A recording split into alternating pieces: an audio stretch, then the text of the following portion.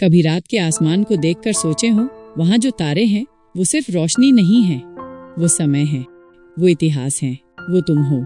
विज्ञान कहता है तुम्हारा शरीर हाइड्रोजन, कार्बन, नाइट्रोजन और ऑक्सीजन से बना है। लेकिन क्या तुम जानते हो ये सारे तत्व किसी तारे के अंदर पैदा हुए थे? जब कोई विशाल तारा फटता है सुपरनोवा की आग में, वो यही तत्व छोड़ता है और वही तत्व करोड़ों साल बाद तुम्हारे दिल की धड़कन बन जाते हैं। तुम सितारों से बने हो।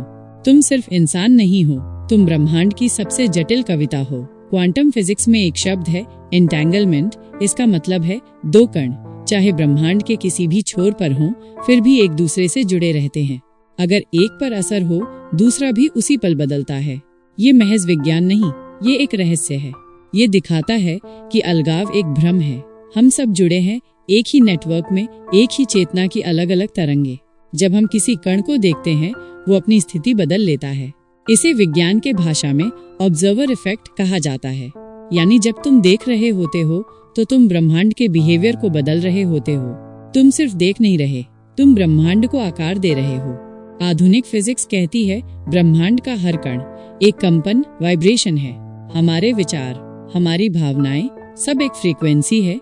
ध्यान लगाओ और तुम अपनी तरंग को उस ब्रह्मांडीय तरंग से मिला सकते हो जो सब कुछ जोड़ती है। तो जब तुम सोचते हो कि तुम छोटे हो, याद रखो तुम छोटे नहीं हो। तुम ही हो वो ब्रह्मांड जो खुद को देखने के लिए एक इंसान बनकर आया है। जब तुम रोते हो, ब्रह्मांड बहता है। जब तुम मुस्कुराते हो, ब्रह्मांड गूंजता है। और जब तुम किसी को प्यार करते हो, तब ब्रह्मांड खुद को गले लगाता है। तुम अकेले नहीं हो, तुम कभी अकेले थे ही नहीं, क्योंकि तुम ब्रह्मांड हो और ये ब्रह्मांड तुम्हारे भीतर है।